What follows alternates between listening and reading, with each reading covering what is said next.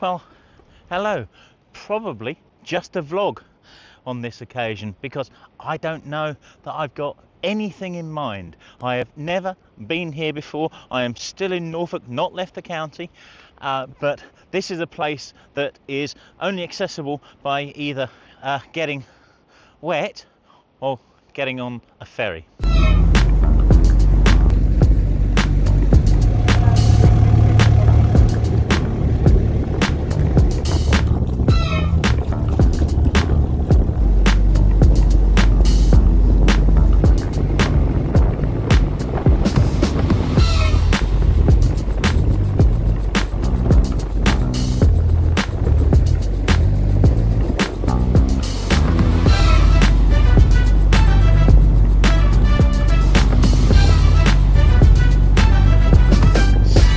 So this is Scout Head Island. Haven't left the beach yet. The ferry doesn't have a docking port here, so well, I didn't get my feet wet, but I'm afraid Nikki, who is thankfully with me somewhere behind me down there, had to take her shoes and socks off. We'll be going back on the landing craft that opens up its bow onto the beach, that's for sure. So I don't know what it is I'm going to find to shoot here, but I do know that what I see that way is quite interesting, and I think there's probably a shot here. Let me just turn you around, and just that wonderful shape. It's just a simple image, and I think that's got something going for it, don't you? I'm just loving the colours here. It's all very blue and yellow, isn't it? It's very primary, but what's really getting me is just the cresting of these waves coming in. Just that patination down there I think is gorgeous, but it really does call for a telephoto shot, I think, to get the detail, because I think if we do it too wide it will just become a confusing kind of massive bleh. If we can pull the detail out of it with the 40 to 150, I think there's probably something in that. So with the long lens on, and glasses off, it's one of those, do you shoot this as a portrait or as a landscape? It's not devoid of people down here, and I would prefer this shot to be devoid of people because they're kind of scattered. There's a few of them, and the pattern of them is meaningless in itself, but they're milling around a bit, so I think there might be opportunities, because I want the headland, you see, to give the shots some context. And actually, even at this distance with a big lens, they're quite small, so they're very easy to clone out. Now, they're not all people either. Some of them are markers, markers shaped like people. That's why I was fooled. It's anything about a shot that, yeah, you would be told not to do generally. You know, don't put the horizon in the middle. Well, not everything, probably just that. Sun's up here. It's at 45, so it's at 90 degrees to me. Keeps coming and going as well. Is it worth putting a polarizer on? It might be. Just fish one out and have a look before we get wet feet. Hey, there might be something in that polarizer. You might notice just how kind of fuzzy this is. That's heat haze. It can be a real problem when you're shooting telephoto on a bright day. The weather forecast wasn't for this. It was for overcast all day, but it turned into a really beautiful day.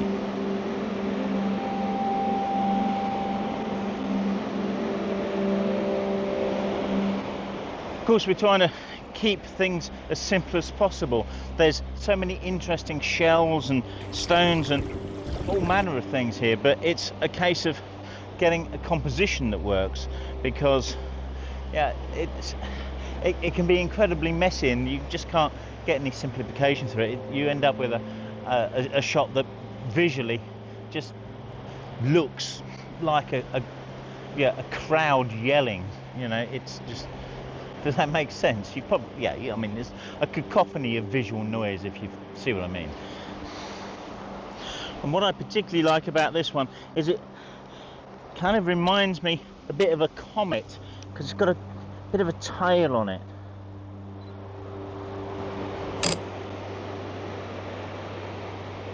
Isn't it strange how we see simple shapes in things like this? I like the colour version. I'm not sure about monochrome. To me it kind of works, but I'd be interested to know what you think. What's particularly nice around here is just the sheer array of shells along this beach. We don't get them so much around where I live, a few miles north, and there's lots of them. We have what I think here is a cockle shell. Locally, hey, I don't want to get wet feet, and it's ruined my shot. Lucky that I've learned to take the shot before shooting the video, isn't it? But it's just replaced the shell somewhere else. I believe it's called a Stewky Blue, which is a local cockle. It's not a bad shot there, but it's, I'm going to pick it up and move it because I can. There we go, somewhere about there, and we'll just wait for the sand to move around it with the next incoming wave. It might be another minute or so. There we go. Let's see what's going to happen with that one. That looks better. That looks better. It's the isolation of a subject in its surroundings. Oh, and the sun's out as well, so we've got a bit of a catch light.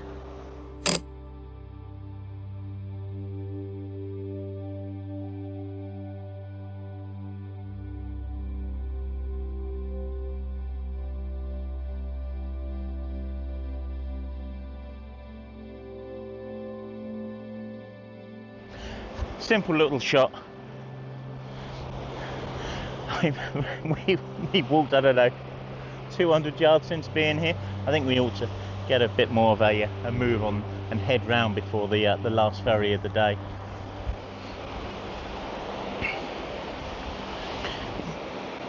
When you've got such a big vista, there's always a temptation to put a wide angle lens on, but you've got to ask yourself a simple question: just what is a big vista going to show as an image? Because there's going to be little detail in it, really, is there? I mean, it's, yeah, you'll be able to see it's a big wide space, but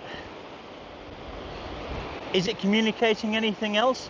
It's difficult to see what's in that space, whereas with a long lens we can really get in and look at the shapes and detail and provide a more interesting shot. Here I've got a couple of ladies on the right being balanced by the dunes on the left. Balance is always an important thing in shots like this, particularly when there's just so much open space. So by using these two ladies walking close to the shoreline, I can kind of balance the left and the right hand side of this image, because on the left, or more to the left, centre left, we've got this dune, tall dune arrangement down there. It's a nice shot.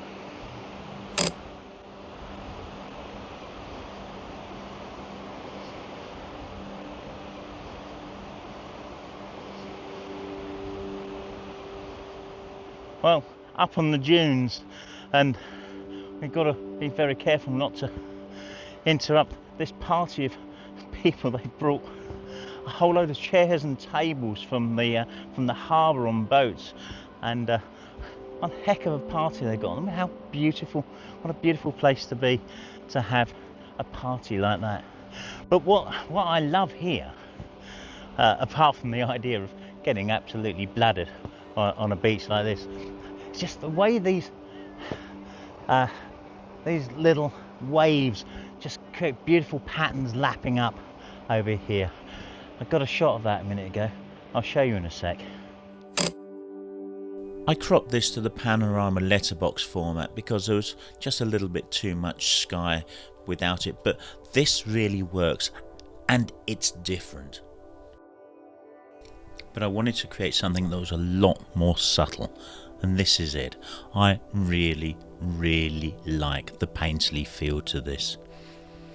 I hope you like it too, because I'm offering it as a limited edition print of just 5. Its finished size is approximately 28 inches by 11 inches, 11.5 inches, something like that. Obviously, it will be signed and numbered. The price for this will be £70 plus delivery, worldwide of course.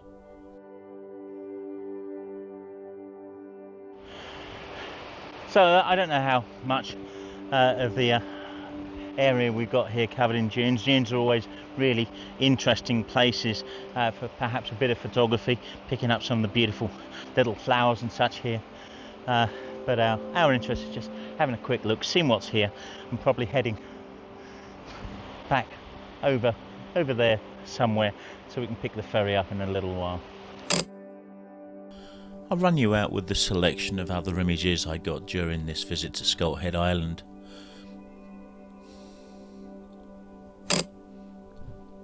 I rather like this one. Can you imagine what this one reminds me of?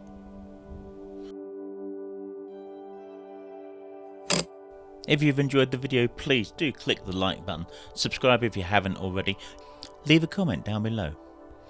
If you'd like to support me more, you can join the channel. You'll get at least one extra video each week, or perhaps you just want to buy me a coffee. But of course, don't forget there's a print available, limited edition, just 5 available. I didn't have any time to do any more recording on this occasion because the tide was running out and we got the last ferry back. There was just a bit of a scramble for it, to be honest. At low water apparently you can walk back, but it's quite a walk.